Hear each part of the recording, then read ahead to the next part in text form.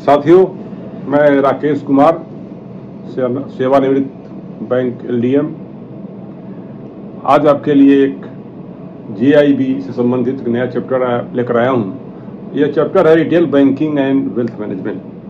हम सभी साथियों को मालूम है कि बैंक में आजकल JIB, junior associate of Indian institute of bankers and finance के लिए कितना हमें प्रोत्साहित किया जा रहा है। Indian Institute of Banking and Finance was established in 1928 under the Companies Act 26 of the 1913। 1913 के कंपनीज एक्ट के द्वारा Indian institute of bankers and finance की स्थापना की गई। इसका उद्देश्य क्या है? ये उद्देश्य है कि जो भारतवर्ष में हमारे बैंक कर्मचारी हैं या फाइनेंस के फील्ड के कर्मचारी हैं, उनको एक प्रोफेशनली बैंकर बनाना है। हमको प्रोफेशनली बैंकर बनाने के लिए आवश्यक है कि दिन प्रतिदिन जो राष्ट्रीय स्तर पे या अंतर्राष्ट्रीय स्तर के मानकों के हिसाब से जो वित्तीय एवं बैंकिंग क्षेत्र में जो तब्दीलियां हो रही हैं, चेंजेस हो रहे हैं, उनसे अवगत कराना है। उस हिसाब से हमें काम करना है। एक मानक जो स्टैंडिंग ऑपरेटिंग प्रोसीजर है, उस हिसाब से हमारा नॉलेज अपग्रेड हो, उसके हिसाब से हमारा नॉलेज रहे। कहा गया है कि practice without knowledge is dangerous. Practice without knowledge is dangerous. हम मान लीजिए प्रैक्टिस करने लगे कि बैंक गारंटी इशू करना है, और बैंक गारंटी इशू करने के बारे में हमें नॉलेज नहीं है, या जो लेटेस्ट तकनीक है बैंक गारंटी इशू करने की, या उससे संबंधित जो कानून की धाराएं हैं, या उससे संबंधित जो नियमावली हैं, हमें पता नहीं है, लेकिन हम बैंक गारंटी इशू करने लगे, तो इट इज डेंजरस। इसलिए कहा गया practice without knowledge is dangerous and knowledge without practice is useless. अगर हमें नॉलेज है, हम उसको प्रैक्टिस में नहीं अपनाते हैं, तो यूजलेस है हमारे लिए। जैसे हमें नॉलेज है कि हम फॉरेन एक्सचेंज के फील्ड में अच्छा काम कर सकते हैं, नॉलेज है हमें फॉरेन एक्सचेंज फील्ड का, लेकिन कभी हमने एनआरई अकाउंट, एनआरओ अकाउंट नहीं खोला, क्योंकि बैंकिंग सेवा के दरमियान हमने लगभग 1986 में मैंने बैंक ज्वाइन किया, उसके बाद जेआईबी किया, सीआईबी किया। तो हम लोगों ने देखा कि प्रैक्टिकली बैंकर्स को नॉलेज तो है, लेकिन उनके उस नॉलेज का इस्तेमाल उस जगह पर नहीं हो पा रहा है। किताबें पढ़ के हम जरूर पास कर लें, जैसे मान लीजिए हमने पास कर लिया वेल्थ मैनेजमेंट, लेकिन वेल्थ मैनेजमेंट का काम नहीं किया बैंक में हमने, या वेल्थ मैनेजमेंट का नॉलेज है किसी और काउंटर पे हम चले गए।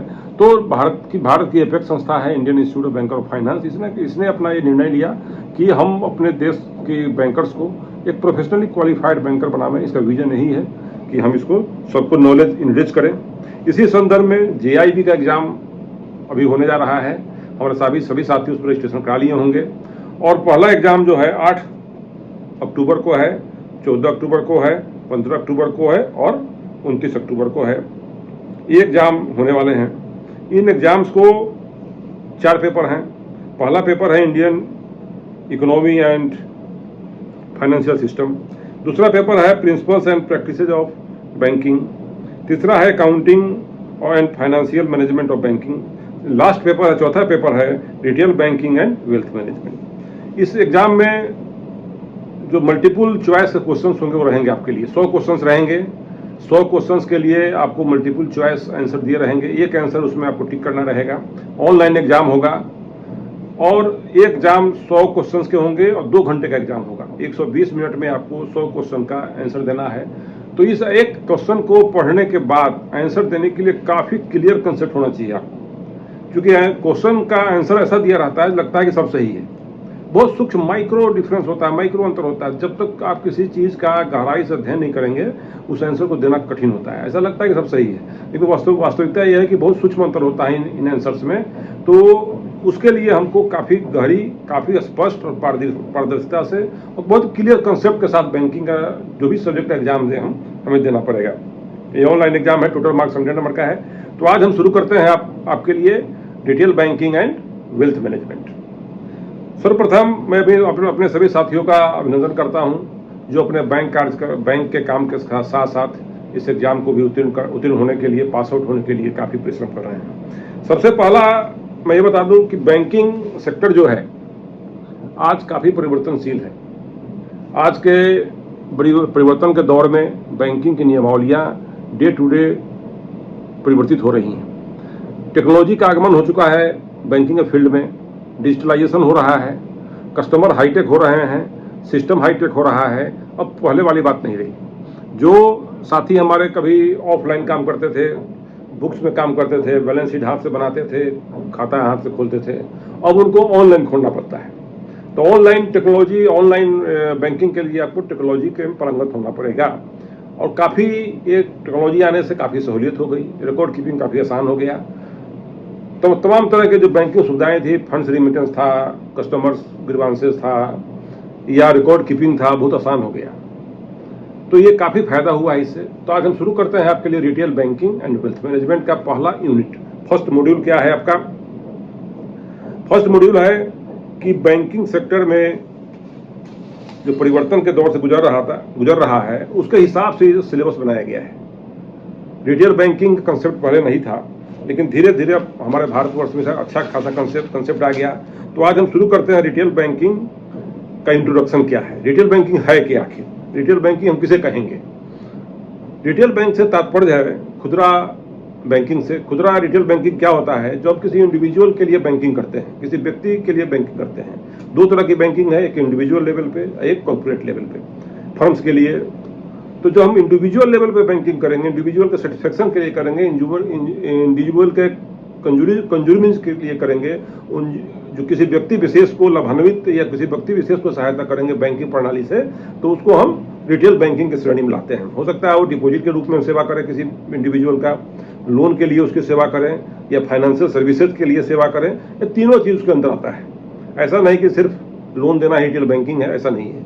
हम किसी व्यक्ति विशेष को खाता खोलने में, करंट अकाउंट खोलने में, कासा डिपॉजिट में, फंड्स रिमिटेंस में, लोन लेने में, IMPS में, तमाम तरह के जो टेक्नोलॉजी आए हैं उनमें फंड ट्रांसफर करने के लिए, आधार बेस्ड पेमेंट के लिए, सारे चीज़ रिटेल बैंकिंग में, जहाँ व्यक्ति विशेष का संबंध होगा बैंकिंग से, वो रिटेल बैंकिंग के क्षेत्र के अंतर्गत आएगा। तो retail banking and wholesale banking, इसमें अंतर है। ये सवाल पूछा जा सकता है कि रिटेल बैंकिंग और होलसेल बैंकिंग में अंतर क्या है। तो रिटेल बैंकिंग किसी इंडिविजुअल के लिए है, और होलसेल बैंकिंग किसी कॉर्पोरेट लेवल के लिए है, फर्म के लिए है। उसको जब बैंकिंग सुविधाएं देंगे तो हम उसको होलसेल बैंकिंग या कॉर्पोरेट बैंकिंग कहेंगे। जितने कंज्यूमर रिक्वायरमेंट्स हैं, जितने प्रोडक्ट्स डेवलपमेंट हुए, प्रोसेस हैं, क्रेडिट स्कोरिंग है, इंपॉर्टेंट रिटेल लाइबिलिटी प्रोडक्ट्स हैं, इंपॉर्टेंट रिटेल एसेट्स प्रोडक्ट है, एसेट्स क्रेडिट डेबिट कार्ड्स है, रिमिटेंसेज है, प्रोडक्ट्स है, ये सारे हमारे रिटेल के प्रोडक्ट्स हैं। Technology in retail banking, recovery in retail banking, loans, MIS, securitisation, saving, ATM, इसके बिंदु हैं। अब सपोर्टिव सर्विस क्या हो सकता है? ये रिटेल बैंकिंग से आप समझ गए होंगे कि किसी व्यक्ति विशेष को बैंकिंग प्रणाली का लाभ दिलाने के लिए, चाहे डिपॉजिट का फील्ड हो, चाहे क्रेडिट का हो, या फाइनेंशियल सर्विसेज का हो, हम रिटेल बैंकिंग से करते हैं। अब है सपोर्टिव सर्विसेज क्या है? Marketing of bank services products. Marketing जो बैंक के प्रोडक्ट्स हैं, हमारे जो फाइनेंशियल इंस्टीट्यूशन के प्रोडक्ट हैं, हमारे प्रोडक्ट क्या हो सकते हैं? डिपॉजिट के फील्ड में हो सकते हैं, क्रेडिट के फील्ड में हो सकते हैं, या अन्य फाइनेंशियल सर्विसेज के फील्ड में हो सकते हैं। उसकी जब डिलीवरी हम करेंगे, इसको जो हम ग्राहकों तक, जिसको ज़रूरतमंद है वहाँ तक पहुँचाते हैं, इसको मार्केटिंग है। रिटेल प्रोडक्ट की मार्केटिंग करते हैं हम, कि संबंधित ग्राहक तक वो पहुँच जाए। तो ये क्वेश्चन आपको हो सकता है इसमें आ जाए कि retail banking and consumer banking या होलसेल बैंकिंग या कॉर्पोरेट बैंकिंग में क्या अंतर है। तो रिटेल बैंकिंग सेवा का एक ऐसा क्षेत्र है जो आम जनता से संबंधित है। रिटेल बैंकिंग को हम पर्सनल बैंकिंग, फुटकर बैंकिंग, खुदरा बैंकिंग भी कहते हैं। इसमें ग्राहकों से सीधा संबंध स्थापित किया जाता है, जिसे कंज्यूमर बैंकिंग भी कहते हैं। उपभोक्ता हमारे प्रोडक्ट्स का उपभोक्ता कौन है? वो ग्राहक है, हमारा इंडिविजुअल ग्राहक है।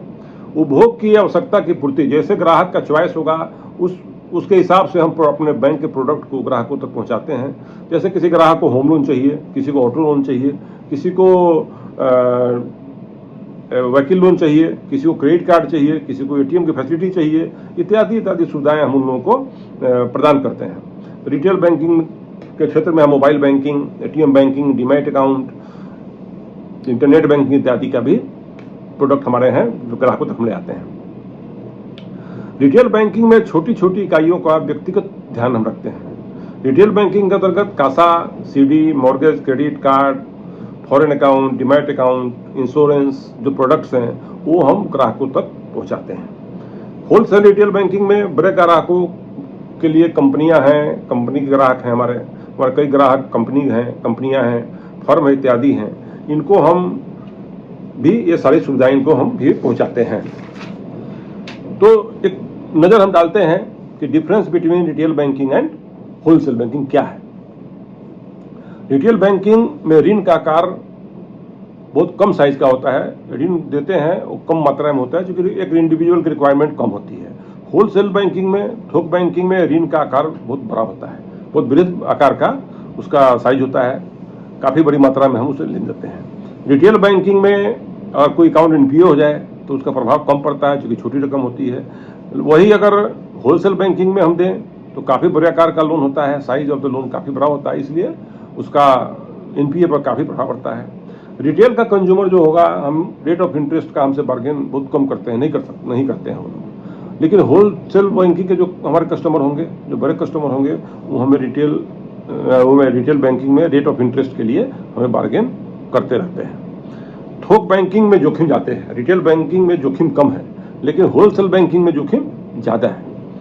रिटेल बैंकिंग व्यक्तिगत उपभोक्ता को वित्तीय सेवाएं, व्यक्तिगत बैंकिंग सुलभ कराता है, जमा, निकासी इत्यादि, saving account, retail account. Retail banking बृहद संस्थाओं, फर्म, कॉर्पोरेट को वित्तीय सेवाएं नहीं प्रदान करता है। आज हम रिटेल बैंकिंग के क्षेत्र में या किसी भी बैंकिंग के फील्ड में हम तकनीकी सेवाओं का इस्तेमाल कर रहे हैं। लाभ क्या है, एडवांटेज क्या है रिटेल बैंकिंग से, इसको हम देख लें। ग्राहकों को उपभोक्ताओं की संख्या ज़्यादा होने से रिस्क का बंटवारा होता है। क्योंकि रिटेल बैंकिंग में हमारे कस्टमर्स इंडिविजुअल्स हैं और कम मात्रा में लोन लेते हैं वो, तो नंबर ऑफ कस्टमर्स ज़्यादा होते हैं, इसलिए जो रिस्क फैक्टर है लेंडिंग का वो हमारा स्प्रेड होता है। छोटे छोटे लोन दे करके हम इसको रिस्क को मिटिगेट करते हैं। ग्राहकों की संख्या ज़्यादा होने से विभिन्न बैंकिंग उत्पादों का हम मार्केटिंग करते हैं। जैसे किसी ग्राहक को हमने हाउसिंग लोन दिया और उसका इंश्योरेंस भी कर देते हैं, किसी को हमने एजुकेशन लोन दिया उसका भी इंश्योरेंस कर देते हैं। इस तरह जो हमारे अन्य उत्पाद हैं, बैंकिंग के विभिन्न जो उत्पाद हैं, उन ग्राहकों तक पहुंचता है। एक इंडिविजुअल को जो रिक्वायरमेंट है लोन का, उसके साथ साथ अन्य उत्पाद भी बैंक हमसे बेचते हैं। रेट ऑफ इंटरेस्ट बार्गेन कम होता है। रिटेल डिपॉजिटर्स में स्थायित्व होता है। ये कोर डिपॉजिटर्स होते हैं बैंक के। जैसे किसी इंडिविजुअल का हमने सेविंग अकाउंट खोल दिया या करंट अकाउंट खोल दिया तो हमारे साथ वो बहुत समय तक बने रहते हैं, अनलेस अनटिल कोई ऐसा कारण न हो और बैंक छोड़ने का या हमारा साथ छोड़ने का, वो छोड़ते नहीं हैं। लेकिन होलसेल बैंकिंग में ऐसा नहीं। बड़े कस्टमर्स रेट ऑफ इंटरेस्ट के लिए या सर्विसेज के लिए बहुत ज़्यादा वो कम्पिटिटिव वातावरण में काम करना पड़ता है, क्योंकि बैंक आज काफ़ी प्रतियोगिता के दौर से गुजर रहा है। तो रिटेल डिपॉजिटर्स में स्थायित्व होता है और इनमें लागत कम होती है। इन पर rate of interest Kasa deposit में कम होता है, फलतः ये बैंक के लिए कम लागत में कैपिटल बैंक को पूंजी मिल जाती है कि इसका इस्तेमाल वो इन्वेस्टमेंट या लोन के तौर पे करते हैं। लो कॉस्ट फंड उपलब्ध रहता है। रिटेल डिपॉजिटर्स हमें लो कॉस्ट फंड उपलब्ध कराते हैं। रिटेल बैंकिंग से बैंकों का सब्सिडरी बिजनेस बढ़ता है। एक रिटेल बैंक का ग्राहक अगर हम किसी को कोई सुविधा देते हैं, सेविंग अकाउंट की सुविधा देते हैं, तो उसको एटीएम भी देते हैं, इंटरनेट बैंकिंग देते हैं, उसके थ्रू बैंक का पीएमएसबीवाई, पीएमजेजेबीवाई, तमाम तरह की जो भी छोटी छोटी हमारी जो अन्य लाभदायक स्कीमें हैं वो उसको भी हम उसको मुहैया कराते हैं या उसको हम बेचते हैं। कंज्यूमर लोन में रिस्क कम है। एक व्यक्ति को हम जब लोन देते हैं तो उसमें रिस्क कम है। मान लीजिए कोई शिक्षक हैं, कोई वेतनभोगी कर्मचारी हैं, अगर हमने उनको लोन दिया तो उनके तनख्वाह से, उनके सैलरी से उसकी ईएमआई सुनिश्चित होता है, अतः इसमें रिस्क फैक्टर कम होता है, क्योंकि मार्केट फोर्सेस का उतना इसमें हाथ नहीं होता है, अप्स एंड डाउन्स बहुत कम होते हैं। रिटेल में बैंकिंग से और किसी को रिटेल बैंकिंग में फाइनेंस किया या खाता खोला उसका, तो उसके आम जनता के लाइफ स्टाइल बढ़ता है, बहुत आसान हो जाती है ज़िंदगी उनकी। जैसे किसी के हमने खाता खोला और उनको एटीएम कार्ड दिया तो पैसा निकालना काफ़ी आसान हो गया उनके लिए, अब बैंक आने की जरूरत नहीं है उनको। या उनको पैसा फंड ट्रांसफर करना है तो एटीएम के द्वारा ही या किसी बैंकिंग सर्विसेज कॉरेस्पोंडेंट के द्वारा आप पैसा भेज सकते हैं, कहीं भी एनी टाइम आप बैंकिंग कर सकते हैं, बैंक 24 घंटे आप पैसा निकाल सकते हैं।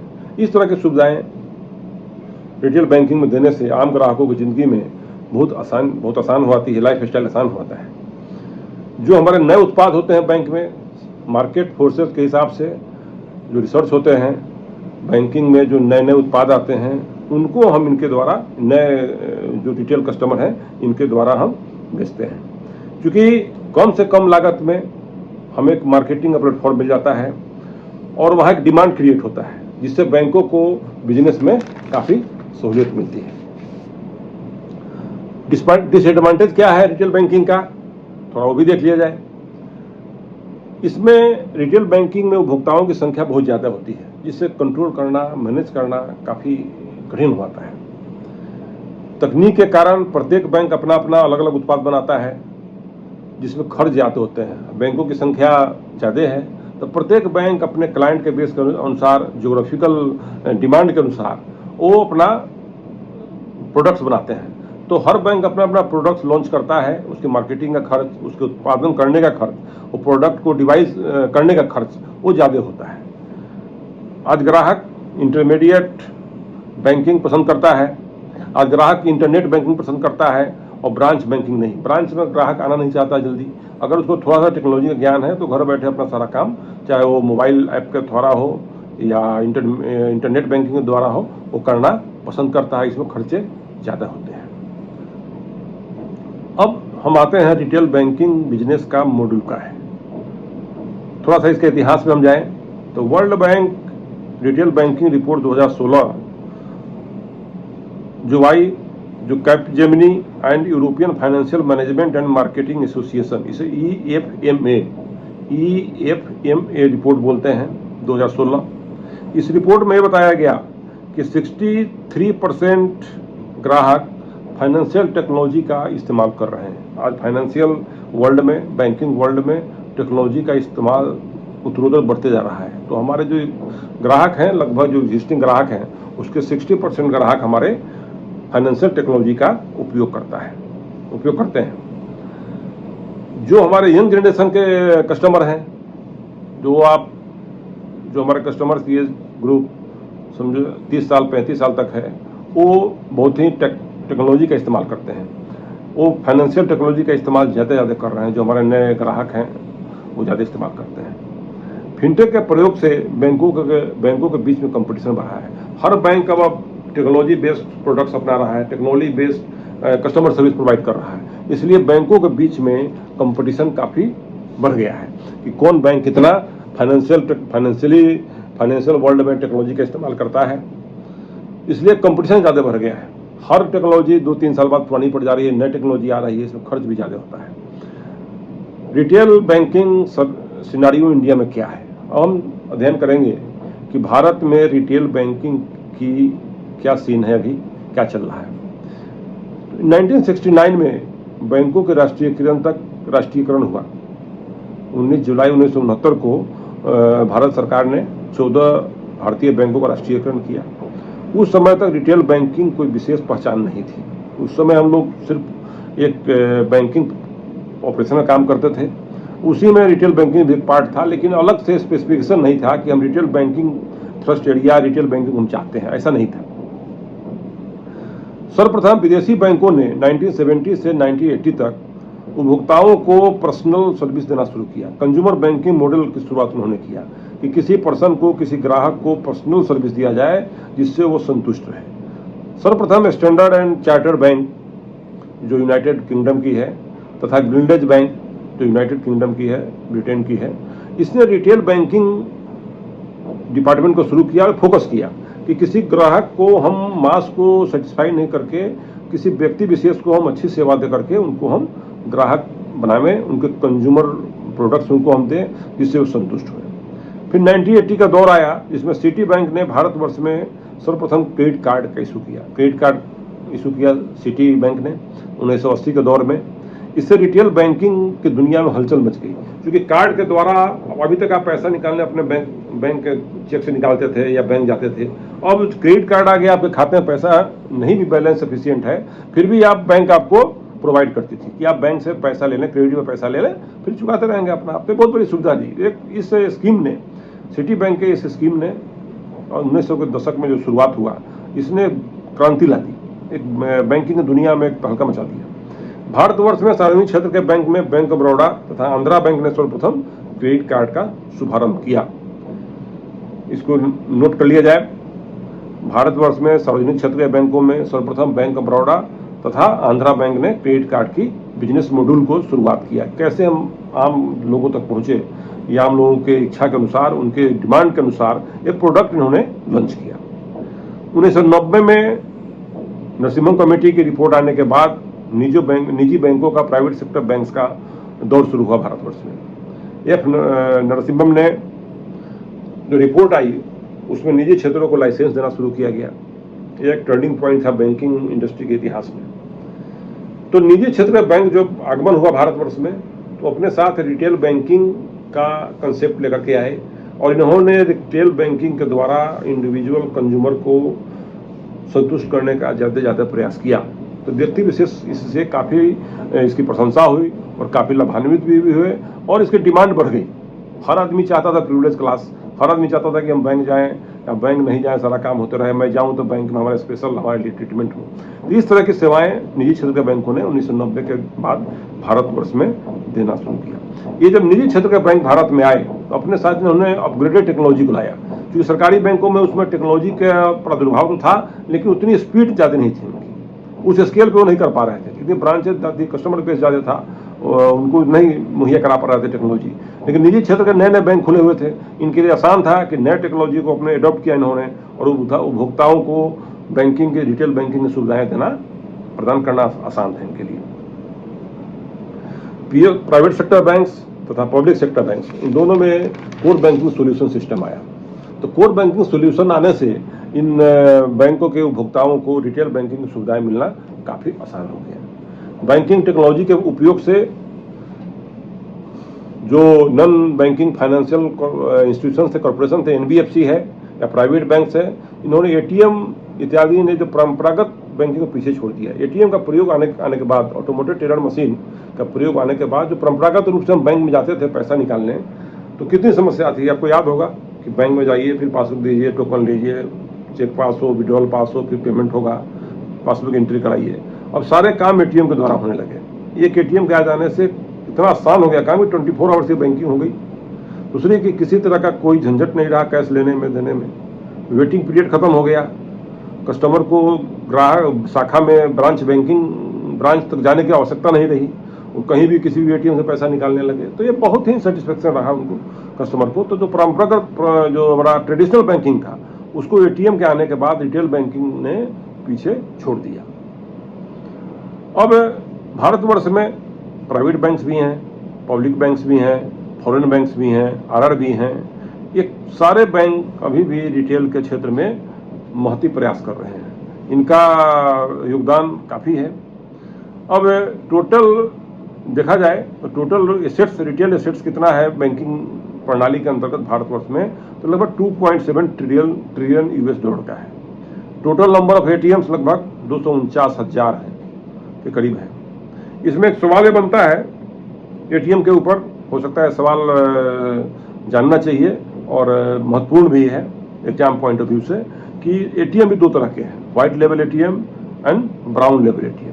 व्हाइट लेवल एटीएम उसको हम बोलते हैं WLA। व्हाइट लेवल एटीएम उसे कहते हैं, इसका सेटअप, इसका the ATM setup owned and operated by non bank entities. ये रिजर्व बैंक ऑफ इंडिया ने एक कानून लाया, payment and settlement system act 2007। Payment and settlement, payment करना सारे और सेटलमेंट करना बहुत बड़ी एक कठिन कार्य था। तो इसके लिए एक एक्ट आया, payment and settlement system act 2007। इसी के अंतर्गत रिजर्व बैंक ने जो हम पेमेंट लेते हैं बैंकों से या फंड ट्रांसफर करते हैं, इस पर पूरी एक कानून बनाया। तो ये व्हाइट लेवल एटीएम यही है, इसी कानून के अंतर्गत स्थापित होती है। Setup owned and operated by non bank entities, ये बाहरी लोग होते हैं जिनको रिजर्व बैंक लाइसेंस देती है कि आप एटीएम सेटअप कीजिए। दूसरा है brown level ATM, money management and जो सपोर्टिंग सिस्टम है वो बैंक प्रोवाइड करता है। इस सिस्टम में व्हाइट लेवल एटीएम में money management and connectivity to financial system supported provided by the bank. जो बैंक विशेष है वो इस एटीएम को सपोर्ट करता है कि आप एटीएम लगाइए। एटीएम मशीन क्या क्या देगा, एक एटीएम मशीन सर्विस देगा, वेंडर होगा जो प्रोवाइड करेगा एटीएम मशीन और उसका सर्विस प्रोवाइड करेगा। स्पॉन्सर बैंक एंड वेंडर के बीच में एग्रीमेंट होता है। एटीएम में बैंक का ब्रांडिंग होता है। ये हमारा ब्राउन लेवल एटीएम है और दूसरा है व्हाइट लेवल एटीएम। इसका डिफरेंस जरूर हमको जानना चाहिए और ये एग्जाम पॉइंट ऑफ व्यू से काफ़ी इंपॉर्टेंट है। अब हमारे कितने बहुत प्रोडक्ट हैं हमारे रिटेल लेंडिंग में, रिटेल बैंकिंग में हमारे काफ़ी प्रोडक्ट हैं।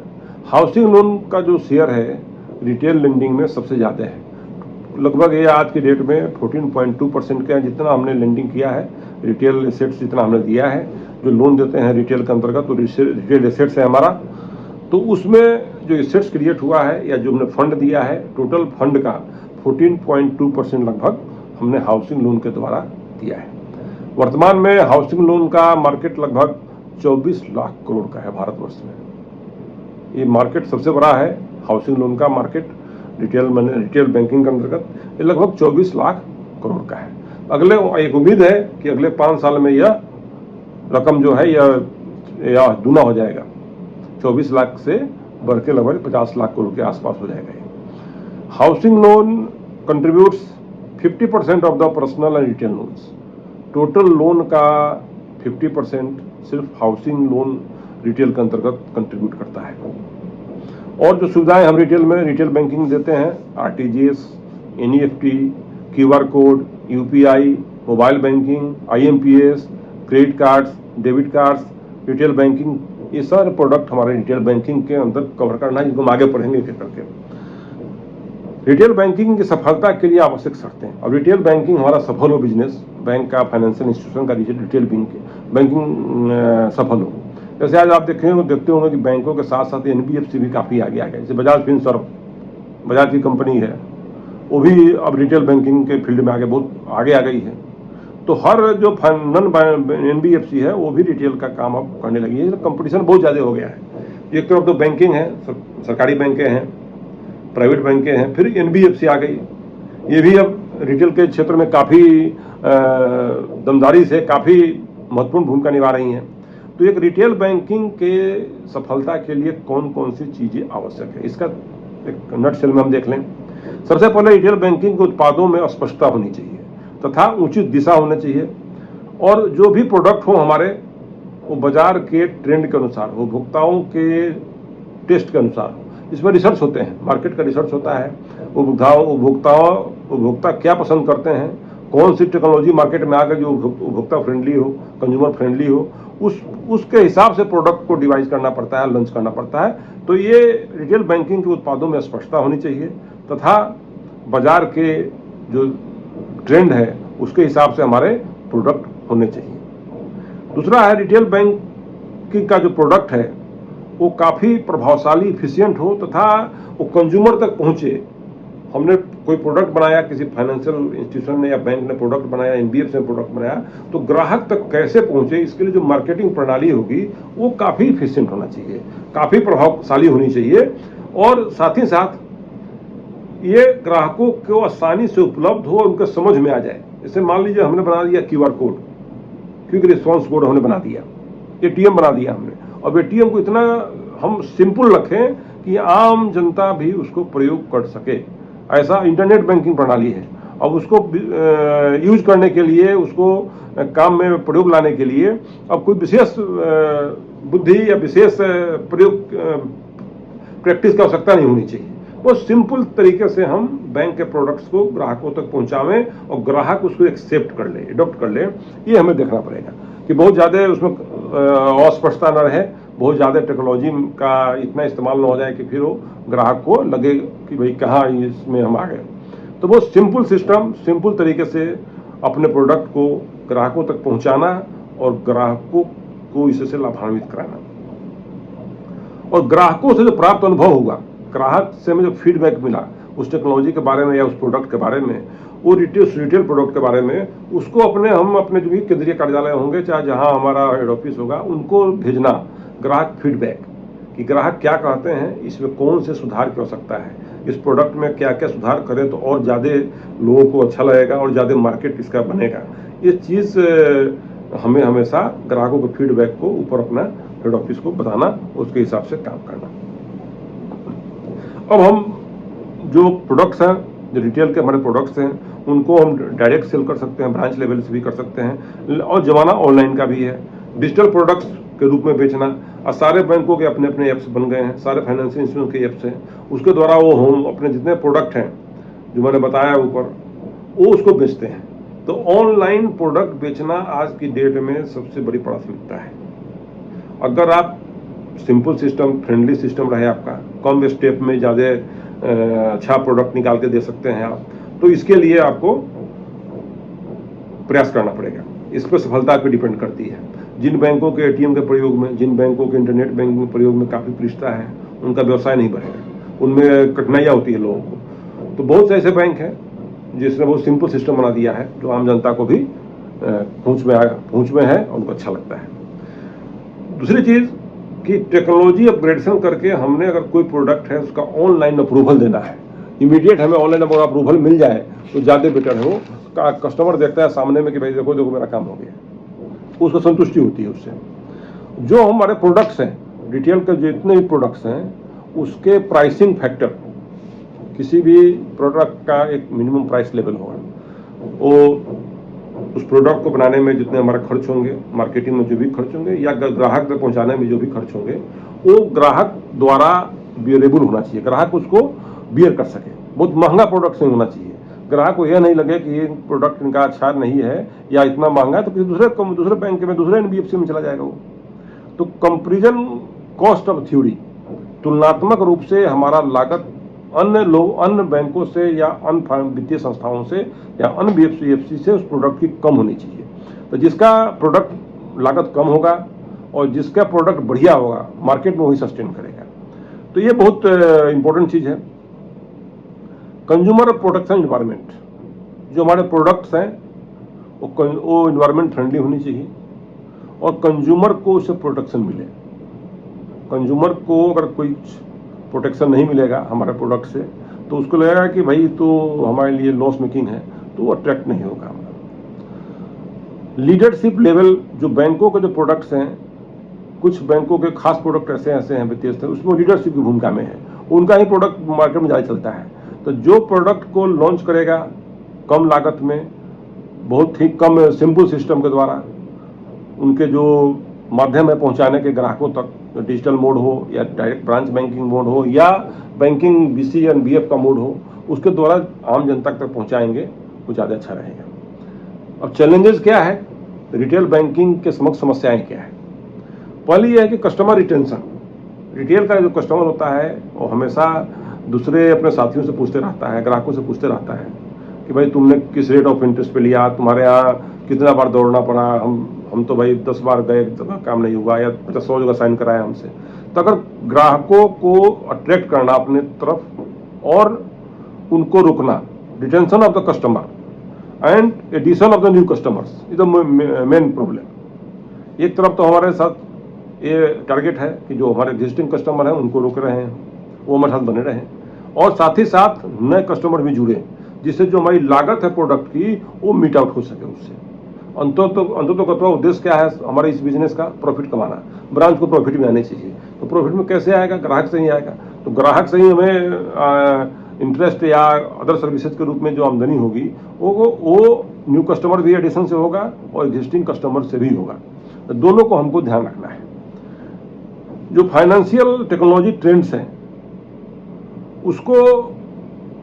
उसकी जो अपॉर्चुनिटी है, उसके चैलेंज है, वो ग्राहकों को अपॉर्चुनिटी के रूप में देना है कि हमारे ये प्रोडक्ट है, आप एक बार इस्तेमाल करके देखिए। हमारा QR कोड है, हमारे पॉइंट ऑफ सेल के प्रोडक्ट्स हैं, हमारे ATM का प्रयोग करके आप देखिए, हमारे हाउसिंग लोन प्रोडक्ट का काम आप देखिए, आपको तो ये सुविधाएं मिलेंगी, उसके बाद बीमा मिल जाएगा आपको। आप एजुकेशन लोन लेके हमसे देखिए। इस तरह की सुविधाएं हम देते हैं कि उनको लगे कि नहीं, इस बैंक के साथ, इस फाइनेंशियल इंस्टीट्यूशन के जुड़ने में हमें एक अपॉर्चुनिटी मिल रही है। तीसरा है कि customer friendly way of distribution of financial services. जो फाइनेंशियल सर्विसेज हैं, जो मैंने बताया अभी, जो QR कोड का इस्तेमाल है, ATM का इस्तेमाल है, ये फाइनेंशियल सर्विसेज RTGS का है, नेफ्ट का है, इन सारे को फाइनेंशियल सर्विस के इस्तेमाल करने में रिटेल बैंकिंग के प्रोडक्ट्स हैं सारे, तो उनको लगे फ्रेंडली यूज है। वो कस्टमर का बिहेवियर जो है वो बहुत फास्ट चेंजिंग बिहेवियर होता है। कस्टमर को जहाँ अच्छी सुविधा मिलेगी, जहाँ अच्छा लगेगा, कम लागत में लगेगा, वहीं कस्टमर जाएगा। तो इस बिहेवियर को, कस्टमर के मेंटेलिटी को, बिहेवियर को पहचानने की कला होनी चाहिए। ब्रांच में जो काम करते हैं साथी हमारे, या जो फाइनेंशियल इंस्टीट्यूशन हैं, जो ग्राहकों के सबसे नज़दीक हैं, तो उनको बिहेवियर ऑफ द कस्टमर्स या trend of the customers psychologically उनको रीड करना पड़ेगा कि ये ग्राहक हमारा क्या चाहता है।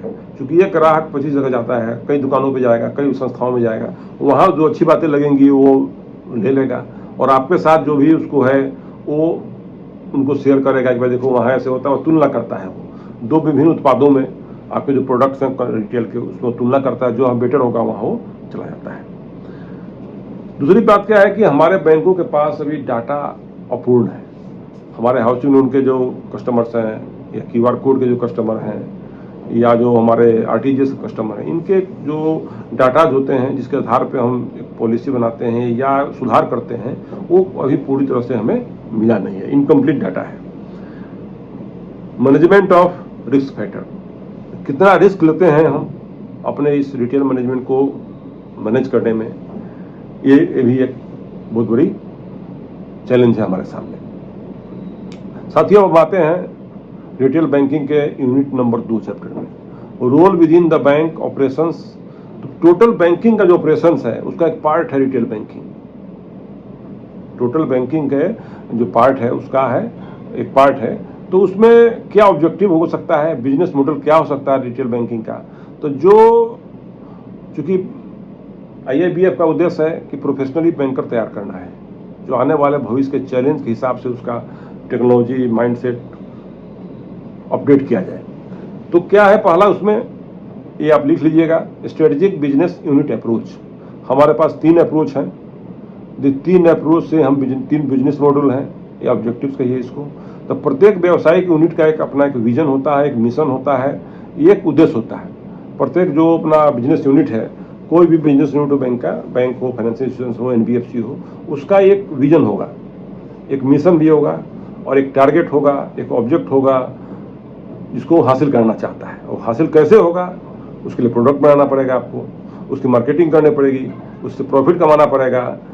जैसे बैंक के हेड ऑफिस ने कोई निर्णय लिया कि इस वर्ष हम ATM लगाएंगे वहाँ जहाँ की 10,000 से कम का पॉपुलेशन हो, ये तो हमारा टारगेट हो गया कि 10,000 से कम पॉपुलेशन पर ATM लगाएंगे हम। फिर उन स्थानों का चयन करना पड़ेगा, वहाँ ATM से कितने हिट होंगे, कितने लोग ATM से लाभान्वित होंगे, इसके क्या लाभ होंगे, हमको टोटल कॉस्ट पर क्या इफेक्ट पड़ेगा, ये हमको निकालना पड़ेगा। और हमें कैसे प्रॉफिट होगा उस ATM से, वहाँ के लोगों को हम ATM की सेवाएं देंगे, और उनसे एक बैंकिंग का, व्यवसाय का अपना हम व्यवहार करेंगे, एक उनको बताएंगे कि भाई ATM की सेवा लीजिए आप। तो इस तरह से हमारा कॉस्ट भी कम लगे और ग्राहक को भी फायदा करे, दोनों में बैलेंस क्रिएट करना पड़ेगा। तो ये मैनेजमेंट टीम बना करके इस लक्ष्य को, इस टारगेट को हम प्राप्त करेंगे। तो प्रॉफिट का टारगेट प्राप्त करना ही बिजनेस का मेन ऑब्जेक्ट है। ये सारा जो हम प्रयास कर रहे हैं इसलिए कि हमें बिजनेस में प्रॉफिट हो, प्रॉफिट बढ़ेगी सब ठीक है। तो पहला अप्रोच हुआ, ये 3 अप्रोच हैं। Strategic business unit approach, SBU बोलते हैं इसे। दूसरा है departmental approach. Business unit bank द्वारा निर्धारित लक्ष्य को विभिन्न विभागों में बंटवारा करके, जैसे अकाउंटिंग विभाग है, मार्केटिंग विभाग है, प्लानिंग विभाग है, मैनेजरियल विभाग है, एक डिपार्टमेंट के मैनेजर को नियंत्रण में देता है और उस लक्ष्य को प्राप्त करता है। दूसरा अप्रोच है डिपार्टमेंटल अप्रोच। जो हमने टारगेट बनाया अपना, उसको कई डिपार्टमेंट में बांटते हैं कि ये डिपार्टमेंट हमारा ये काम देखेगा, दूसरा ये देखेगा, तीसरा ये देखेगा, ऐसे बांट करके डिपार्टमेंट वाइज काम बांट देते हैं, फिर अपने टारगेट को हम पूरा करते हैं, जो बोलते हैं डिपार्टमेंटल अप्रोच। तीसरा है इंटीग्रेटेड अप्रोच। ये एक छोटे व्यवसाय के लिए है, जो समस्याओं का समाधान एक कॉमन प्लेटफॉर्म पे, एक अम्ब्रेला के अंदर करता है। जो डिपार्टमेंट में बनाया जाता है, आप एक अपना गोल बना लीजिए और आप सारा काम वहीं से, उसके मैनेजरियल देख रेख या मैनेजमेंट या फाइनेंशियल्स या सारे प्लानिंग एक ही जगह करेंगे आप। इसमें डिपार्टमेंट कई तक जगह बांटने की आपकी आवश्यकता नहीं है। तो ये बिजनेस मॉड्यूल्स है हमारा रिटेल बैंकिंग के लिए। पुनः मैं इसको रिपीट कर रहा हूँ, 3 मॉड्यूल्स हैं, कृपया लिख लें इसे आप। Strategic business module, integrated approach and departmental approach. उपरोक्त तीनों मॉडल्स समय के हिसाब से, टारगेट के हिसाब से और अपने ग्राहकों के हिसाब से अपनाए जाते हैं। बहुत से विदेशी बैंक हैं जो रिटेल बैंकिंग बिजनेस के टारगेट को पूरा नहीं करने के कारण इस बिजनेस से अलग हो गए, क्योंकि ये बहुत फास्ट चेंजिंग मार्केट है रिटेल बैंकिंग का मार्केट। इसमें कब कौन सा आपका प्रोडक्ट हिट करेगा, कौन नहीं करेगा और कितना जल्द उसमें कॉस्ट लगेगा, क्योंकि इनोवेशन रिसर्च हमेशा होते रहते हैं इसमें। तो कॉस्ट आपका जो लग रहा है वो निकलना जरूरी है, प्रॉफिट आवश्यक है, क्योंकि बिजनेस हम प्रॉफिट के लिए कर रहे हैं। तीसरा है रिटेल बैंकिंग बिजनेस मॉडल में टेक्नोलॉजी का इस्तेमाल, delivery channel, pricing of the product, 3 चीज इंपॉर्टेंट है। क्या क्या है? टेक्नोलॉजी का इस्तेमाल आज के ज़माने में फाइनेंशियल प्रोडक्ट्स को मुहैया कराने के लिए टेक्नोलॉजी पर हम डिपेंड है आज, और उस टेक्नोलॉजी को डिलीवरी चैनल, उस टेक्नोलॉजी को कैसे हम डिलीवर कर रहे हैं ग्राहकों तक, और फिर उस टेक्नोलॉजी का और डिलीवरी चैनल का total cost, pricing of the product क्या है, उस प्रोडक्ट को ग्राहकों तक ले जाने में क्या हमें खर्च लगता है, क्या उसे कॉस्ट लगती है। 3 चीज़ों पे रिटेल बैंकिंग की सफलता निर्भर करती है। यही बिजनेस मॉड्यूल है हमारा, यही 3 चीज़ों पर बिजनेस मॉड्यूल हमारा रहता है। साथ ही अब आगे बढ़ते हैं। अब इसको जो इम्प्लीमेंटेशन मॉडल इन रिटेल बैंकिंग, जो हमारे जो मॉडल्स हैं बिजनेस करने के रिटेल बैंकिंग के, ये हैं horizontally organised model, vertically organised model, predominantly vertically organised model, predominantly horizontally organised model. ये क्या इंपॉर्टेंट चीज़ है? इसमें क्या है कि strength of retail business model, clear customer centricity, strong value chain focus. ये हमारे जो इम्प्लीमेंटेशन हॉरिजॉन्टली, जैसे कि आप हेड ऑफिस है, उसके नीचे जनरल ऑफिस है, रीजनल ऑफिस है, ऐसे हम उसको इम्प्लीमेंट करते हैं अपने किसी रिटेल बैंकिंग के टारगेट को। तो इस तरह से जो अपना अपना मॉडल है बिजनेस करने का, तो हमें एग्जाम पॉइंट ऑफ व्यू से ये जान जाना चाहिए कि रिटेल बैंकिंग बिजनेस मॉडल में technology, delivery channel, pricing of the product, main चीज़ यही 3 है। आगे बढ़ते हैं गुरु, आगे बढ़ते हैं भाई साथियों भी। Applicability of retail banking concepts and distinction between retail and corporate wholesale banking क्या है, इन दोनों में अंतर क्या है? वर्तमान सदृश में रिटेल बैंकिंग में 3 प्रमुख विशेषताएं हैं। जो विभिन्न उत्पाद होते हैं रिटेल बैंकिंग में, वैरायटी ऑफ प्रोडक्ट्स हैं हमारे, जैसे डिपॉजिट का प्रोडक्ट है, इंश्योरेंस का प्रोडक्ट है, कार्ड्स का है, लोन का है। दूसरा है डिलीवरी चैनल्स, जो प्रोडक्ट के डिलीवरी चैनल्स हैं हमारे, जैसे मोबाइल बैंकिंग के थ्रू अपने प्रोडक्ट्स को देते हैं, कियोस्क के थ्रू देते हैं, कॉल सेंटर्स के थ्रू देते हैं, ब्रांच बैंकिंग के द्वारा देते हैं, इंटरनेट बैंकिंग के द्वारा देते हैं। जो हमारे प्रोडक्ट्स हैं उनको हम ग्राहकों तक इन्हीं के माध्यम से इन उत्पादों को पहुंचाते हैं। तो पहला है different kinds of products of the bank financials. दूसरा है इन फाइनेंशियल प्रोडक्ट्स को हम कैसे डिलीवरी करें अपने ग्राहकों तक, इसके चैनल्स बने हुए हैं, mobile banking, kiosk banking, call centres, branch banking, internet banking इत्यादि। फिर multiple customer groups, customer individual भी हो सकता है, कस्टमर एक ग्रुप में भी हो सकता है। हम किसी इंडिविजुअल को भी लोन दे सकते हैं या सारे प्रोडक्ट्स दे सकते हैं, और किसी समूह में भी, जैसे मान लो स्कूल में चले गए, बच्चों के बीच का सामूहिक खाता, समूह में खाता खोला हमने, बल्क में अकाउंट खोल दिया, बल्क में लोन दे दिया, बल्क में एटीएम, एक स्कूल में गया वरना 50, 100, 200 ग्राहक एक साथ मिल गए। तो ये 3 हमारे हैं। ये 3 चीज़ों को हमें यहाँ ध्यान रखना पड़ेगा। दूसरा है कि बिजनेस अप्रोच क्या होगा, domain specific in retail banking. पहला है कि segment approach, on the basis of branch potentiality specific focus on marketing approach. तो सेगमेंट अप्रोच क्या होगा, किस प्रोडक्ट के कौन से सेगमेंट को हम मार्केटिंग कहाँ करेंगे, कैसे करेंगे। दूसरा होता है ज्योग्राफिकल अप्रोच, किसी खास प्रोडक्ट के लिए कोई खास ज्योग्राफी एरिया निर्धारित है कि वो प्रोडक्ट उस एरिया में ज़्यादा हिट करता है, तो किसी विशेष इलाके में, किसी विशेष इलाके में वो ज़्यादा प्रोडक्ट हमारा लॉन्च होता है, ज़्यादा बिकता है। तो इसके लिए है geographical based approach. Segment approach, जैसे कोई खास सेगमेंट है प्रोडक्ट का हमारा, उस सेगमेंट को उसमें ज़्यादा हम अच्छा काम कर सकते हैं, या स्पेशल अटेंशन और स्पेशल डिमांड रहती है वहाँ। दूसरा क्लासिफिकेशन बेस्ड अप्रोच, जैसे क्लासिफिकेशन का मतलब ये है कि हम low area, semi urban, urban area, metro area classify करते हैं कि किस एरिया में हमारे रिटेल के प्रोडक्ट ज़्यादा बिकेंगे। तो 3 अप्रोच है, पहला है सेगमेंट अप्रोच, दूसरा है ज्योग्राफिकल बेस्ड अप्रोच, तीसरा है क्लासिफिकेशन बेस्ड अप्रोच। साथियों, हमें अब देखना है कि हम रिटेल फाइनेंस जब करते हैं, रिटेल बैंकिंग जब करते हैं, तो कुछ लाइबिलिटीज भी है, कुछ एसेट्स भी है। जो हम रिटेल एसेट्स की पहले हम बात करते हैं कि रिटेल एसेट्स में क्या क्या है। रिटेल एसेट्स में क्या है कि lower risk in consumer risk, low NPA. जब हम रिटेल में कोई लोन देते हैं किसी इंडिविजुअल को, तो उसमें कंज्यूमर रिस्क कम है और उस अकाउंट को नॉन परफॉर्मिंग एसेट्स होने की संभावना भी कम रहती है। दूसरा है कि जब हम रिटेल लोन देंगे तो रेगुलर इनकम होती है, मंथली उसमें हमें इंटरेस्ट या क्वार्टरली इंटरेस्ट हमें आता रहता है। तो बैंक को एक रेगुलर इनकम फ्लो आते रहता है, एक रेगुलर इनकम होते रहता है। तीसरा है कि इजी फॉलो अप। जैसे आपने किसी सैलरी क्लास वाले को लोन दिया तो उसका फॉलो अप काफ़ी आसान है, सैलरी आपके यहाँ आती है तो आराम से वो इजीली आपको इंस्टॉलमेंट वहाँ से मिलता रहता है। तीसरा है better rate of interest. Retail lending का रेट ऑफ इंटरेस्ट सबसे बढ़िया है और एक रेगुलर इनकम भी है। एक रिटेल के लेंडिंग से कस्टमर बेस बढ़ता है हमारा, तो एसेट्स, रिटेल एसेट्स बोलते हैं इसको हम। इससे हमारा कस्टमर बढ़ता है, या एक कस्टमर को दिया फिर उनके प्रभाव से या उनके जान पहचान वाले भी हमारे आते हैं, चलो भाई उस बैंक में अच्छा काम हो रहा है तो वो हमारे पास ही आते हैं। इससे हमारा कस्टमर बेस बढ़ता है। और कंज्यूमर आइटम्स जो हम प्रोवाइड करते हैं, चाहे हाउसिंग लोन हो या जो ग्राहक को संतुष्टि का लेवल जो बढ़ता है, वो हमारे रिटेल एसेट्स के फाइनेंस से ही बढ़ता है। तीसरा में लाइबिलिटी प्रोडक्ट्स देखना पड़ेगा। लाइबिलिटी प्रोडक्ट्स क्या है एसेट्स के? रिटेल बैंकिंग के लाइबिलिटी प्रोडक्ट्स क्या है? Saving account, current account and term deposits. ये तीनों अकाउंट हम खोलते हैं। ये तीनों अकाउंट में हमें पब्लिक पैसा देती है, पब्लिक पैसा जमा करती है खाते में अपने, वो हमारी लाइबिलिटीज है। तो saving account, current account and term deposit account, ये नियमावली मोटा मोटी जो भी आरबीआई गाइडलाइन है उसके अंतर्गत हम खाता खोलते हैं। तो लाइबिलिटीज प्रोडक्ट है हमारे लिए।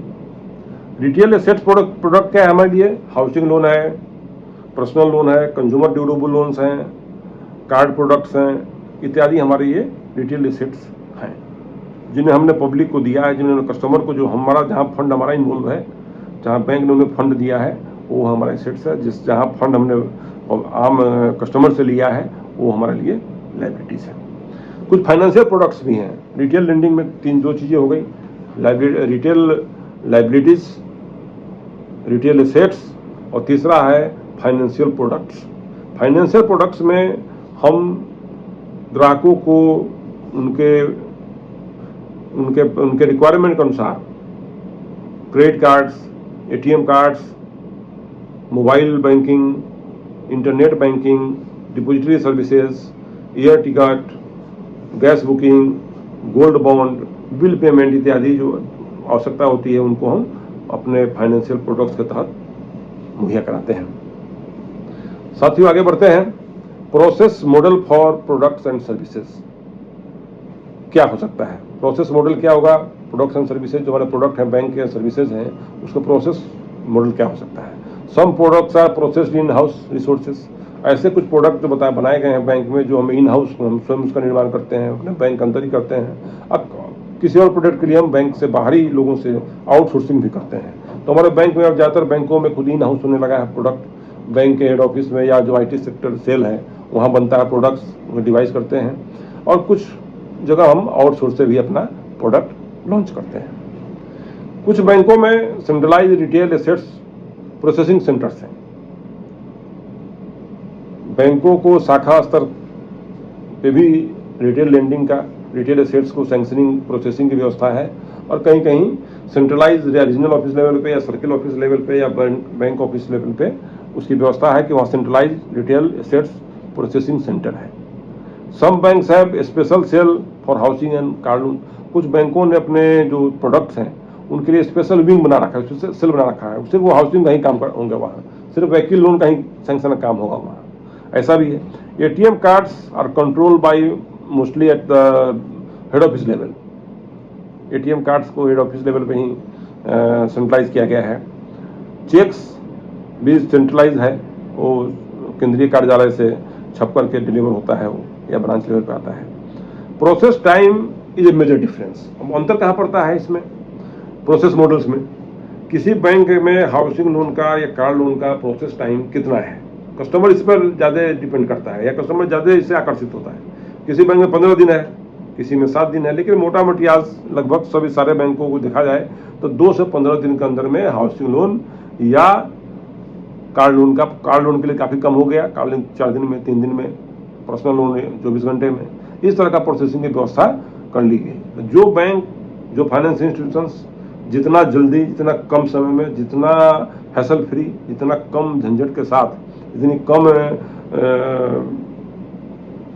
लिखा पढ़ी के साथ वो करेगा, उसका प्रोडक्ट उतना ही मार्केट में आगे जाएगा। तो time factor is a major difference कि ग्राहक की आवश्यकता अनुसार कितने समय में उसको आप अपने प्रोडक्ट का सैंक्शन करके उसको दे देते हैं।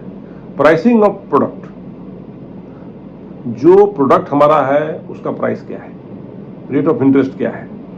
सब बैंकों का रेट ऑफ इंटरेस्ट आजकल अलग अलग है या NBFC का अलग है, तो सिर्फ रेट ऑफ इंटरेस्ट क्या चार्ज कर रहे हैं, हिडन चार्ज क्या है, प्रोसेसिंग चार्ज क्या है, ये मैटर करता है। तो कुछ बैंकें अपने व्यवसाय बढ़ाने के लिए दीपावली के टाइम में या होली के टाइम में स्पेशल बोनंजा स्कीम लाती है, प्रोसेसिंग चार्ज को अपने वेव कर दिया, कोई रेट ऑफ इंटरेस्ट कम कर देता है। इस तरह से हम अपने मार्केट को बनाए रखते हैं, कस्टमर्स को बनाए रखते हैं। तो प्राइसिंग ऑफ प्रोडक्ट भी मायने रखता है कि हम प्रोडक्ट जो लॉन्च कर रहे हैं उसमें प्राइसिंग फैक्टर क्या है हमारा। इसके अलावा सर्विस, कस्टमर सर्विस या कस्टमर सेटिस्फेक्शन आज की डेट में सबसे इम्पोर्टेंट चीज़ है। हमारे सारे प्रोडक्ट बन गए, रेट ऑफ इंटरेस्ट भी कम है, प्राइसिंग ऑफ प्रोडक्ट भी कम है, लेकिन हमारा जो सर्विस प्रोवाइडर हमारे जो हैं वो कर्टियस नहीं है, या जिनके सर्विस प्रोवाइडर कर्टियस जो देने वाले हैं काफ़ी उम्दा सर्विस प्रोवाइड करते हैं, ग्राहक की सेवा में हमेशा तत्पर रहते हैं। ग्राहक को ऐसा फील होता है कि मैं अपने ही बैंक में आया हूँ, अपने ही संस्था में आया हूँ, अपने ही वित्तीय संस्था में आया हूँ, अपनी NBFC में आया हूँ। उनको अपनत्व का बोध होता है, ओनरशिप का बोध होता है कि नहीं नहीं तो मेरा है, वो वहीं जाना पसंद करते हैं। तो सर्विस कितने अच्छी तरह से आप दे रहे हैं, ग्राहक कितना आपसे संतुष्ट है, ये मायने रखता है। टेक्नोलॉजिकल आजकल ऑनलाइन रिटेल सैंक्शन या रिटेल प्रोडक्ट्स का ज़माना है। जो डिपॉजिट के प्रोडक्ट्स हैं या लेंडिंग के प्रोडक्ट्स हैं या फाइनेंशियल सर्विसेज के प्रोडक्ट्स हैं, रिटेल के 3 प्रोडक्ट्स हैं। ये टेक्नोलॉजिकली मॉडल क्या है आपका और कितना सिंपल मॉडल है जिससे ग्राहक उसको जल्दी एक्सेप्ट कर लेता है, ये इम्पोर्टेंट है। जैसे कुछ बैंकों ने अपना मोबाइल ऐप शुरू किया है, जैसे स्टेट बैंक का मोबाइल ऐप है, बैंक ऑफ बड़ौदा का है, कैनरा बैंक का है, समस्त बैंकों, सेंट्रल बैंक का है। तो उसका सिस्टम, उसका प्रयोग कितना आसानी से ग्राहक कर लेता है, क्या क्या चीज़ें उसके अंदर हैं, ये मायने रखता है। अगर वो बहुत कठिन होगा प्रयोग करना उनके आम लोगों को, तो उनको वास्तव में तकलीफ होगी और वो उससे दूर भाग जाएगी। नेक्स्ट साथियों, distinction between retail and corporate wholesale banking क्या है, ये इंपॉर्टेंट सवाल है कि एक रिटेल बैंकिंग में and corporate and wholesale banking में अंतर क्या है। तो इसको नोट कर लीजिएगा। Retail banking directly deals with the individuals and non business customers. Retail banking directly deals with the individual customers and non business customers. Corporate banking deals with the corporate clients and business customers. एक तो ये हुआ। दूसरा, retail banking at branch. Retail banking हम कहाँ से कर सकते हैं, ब्रांच लेवल से, BC पॉइंट लेवल से कर सकते हैं, लेकिन कॉर्पोरेट बैंकिंग हमेशा ब्रांच लेवल से ही होगा, ये BC पॉइंट लेवल से नहीं होगा। रिटेल बैंकिंग में हमारा अप्रोच क्या है, business to customer. Retail banking में हमारा कस्टमर क्या है, बिजनेस को कैसे हम कस्टमर तक पहुंचाएं, B2C, बिजनेस टू कस्टमर। लेकिन कॉर्पोरेट बैंकिंग में क्या होता है, बिजनेस मॉडल क्या रहेगा हमारा, business to banking to business. Bank की जो उत्पाद को हम बिजनेस जो करने जा रहे हैं उन तक पहुंचाएं। रिटेल बैंकिंग टिकट साइज बहुत लो होता है, लेकिन कॉर्पोरेट बैंकिंग साइज हाई होगा। रिटेल बैंकिंग में लो रिस्क है और कॉर्पोरेट बैंकिंग में हाई रिस्क है। ये मोटा मोटी आपको डिफरेंस है जो आपको एक क्वेश्चन के रूप में भी इसमें से आ सकता है। Retail banking and wholesale banking में क्या क्या डिफरेंस है। उद्देश्य क्या है सारे बिजनेस का, हमारे ब्रांच की, शाखा की, हमारे यूनिट की प्रॉफिटेबिलिटी बढ़े, हमारे जो फाइनेंशियल यूनिट्स हैं उनकी प्रॉफिट कमाया जाए, उससे उसको लाभ प्राप्त हो। सारी क्रियाओं का ही उद्देश्य है कि हमें प्रॉफिट बढ़ना चाहिए। थोड़ा इस पर ध्यान देते हैं कि banking revolution act 1949 provides regulatory framework for supervision of banks of the country. Banking प्रणाली जो देश में है उसके सुपरविजन के लिए, उस पर नियंत्रण के लिए, उसका सुझाव के लिए बैंकिंग रेवोल्यूशन एक्ट 1949 बनाया गया। अब हम बैंकों का जो डेवलपमेंट हुआ इंडिया में उसको 3 पार्ट में बांट सकते हैं। पहला पार्ट हुआ है up to 1969 period of nationalisation. जब बैंकों का राष्ट्रीयकरण हुआ 19 जुलाई 1969 को, उस समय 14 बैंकों का राष्ट्रीयकरण हुआ राष्ट्र हित में। जिन बैंकों की पूंजी 200 करोड़ रुपए तक थी उनको नेशनलाइज किया गया। फिर 6 बैंकों को नेशनलाइज किया गया, 6 बैंक्स को इन 1980। 14 banks way nationalise in 1969 and further 6 banks way nationalise इन 1980। इस दरमियान क्या था कि बैंकों पे किसी विशेष खास लोगों का आधिपत्य था, ओनरशिप था। वो जिस सेक्टर को चाहते थे उसी को लोन देते थे। तो अपने वेस्टेड जो उनका टारगेट था उस हिसाब से वो लोन बैंक का पैसों का इस्तेमाल होता था।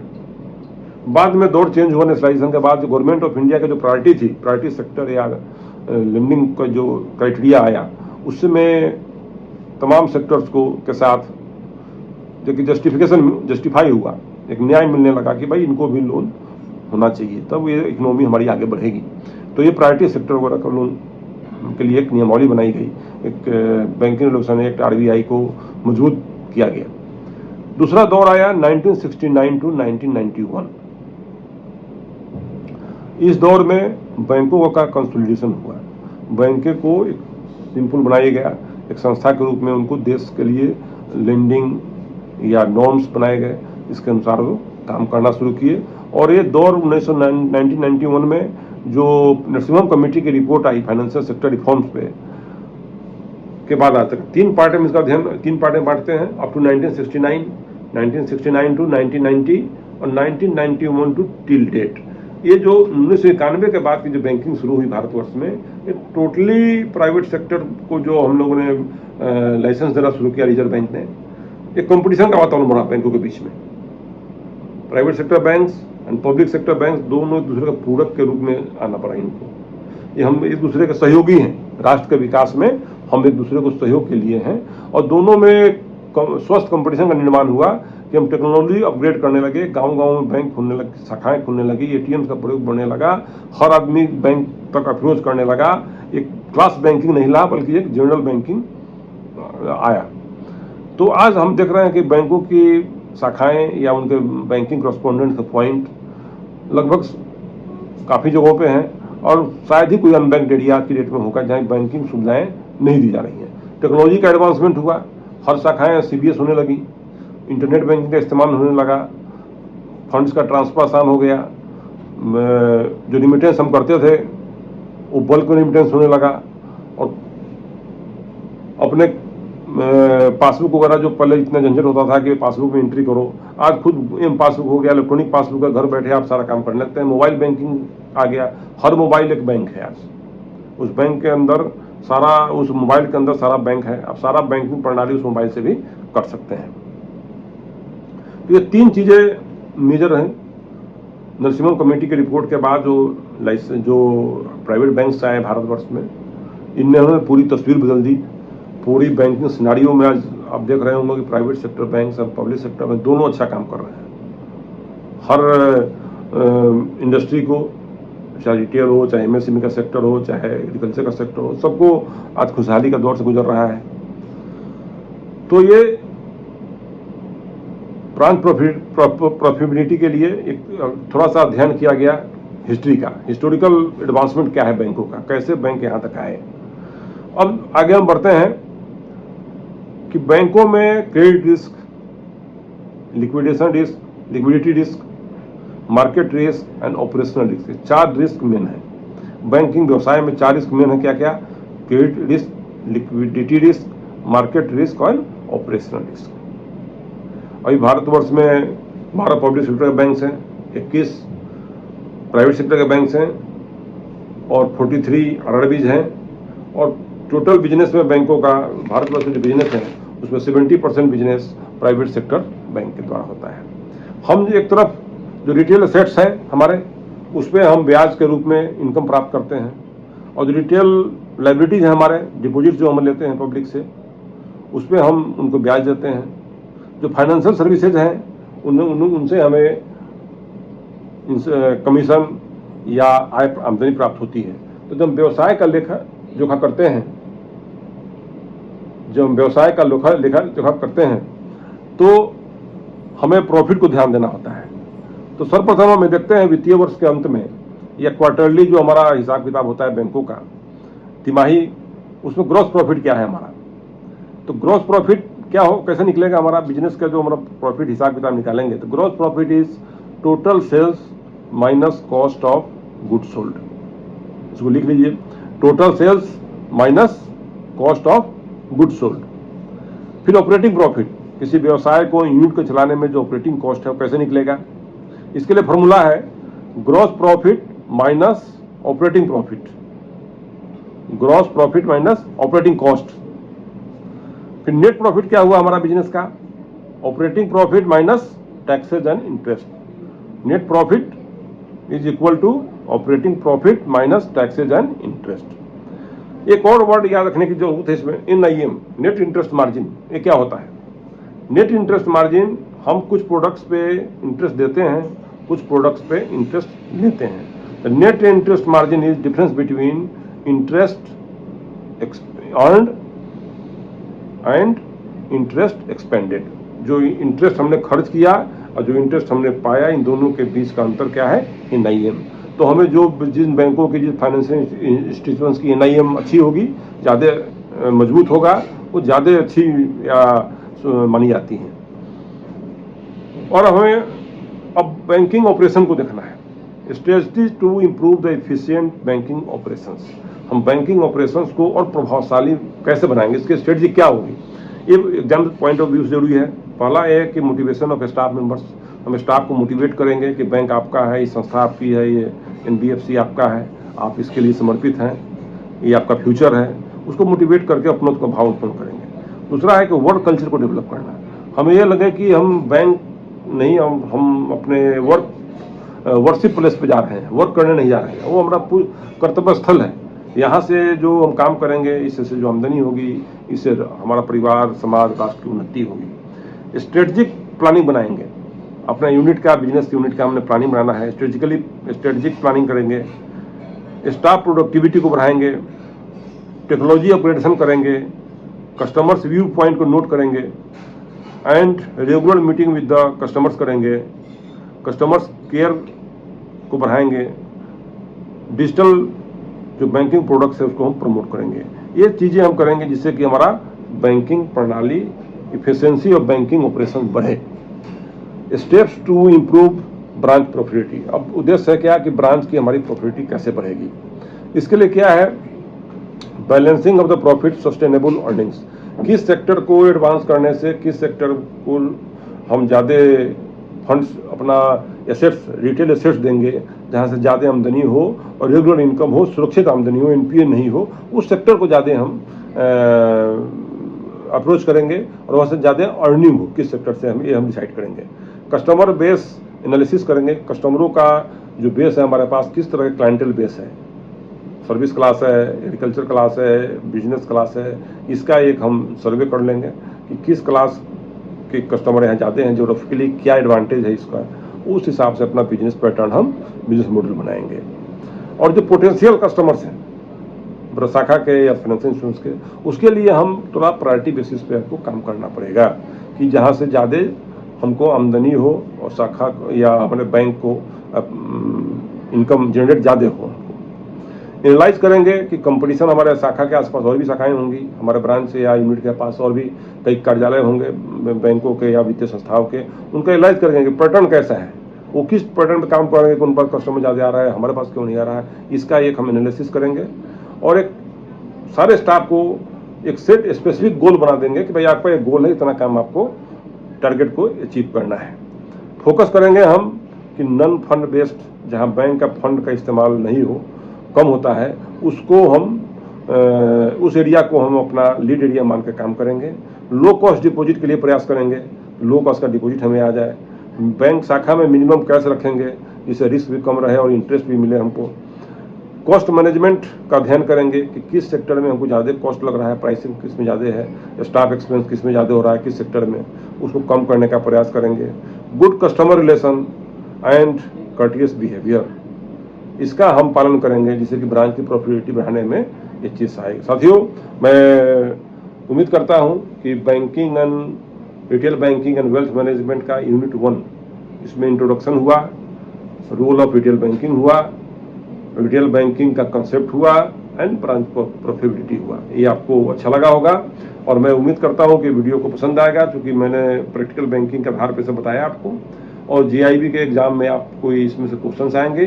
क्वेश्चंस मैं एग्जाम के करीब एक हफ्ते पहले कुछ MCQ बनाऊंगा, मल्टीपल चॉइस क्वेश्चन बनाऊंगा और लोड करूंगा। तो मुझे पूर्ण विश्वास है कि ये वीडियो आपको पसंद आया होगा। आप इस वीडियो को लाइक करें, शेयर करें एंड सब्सक्राइब करें। Thank you.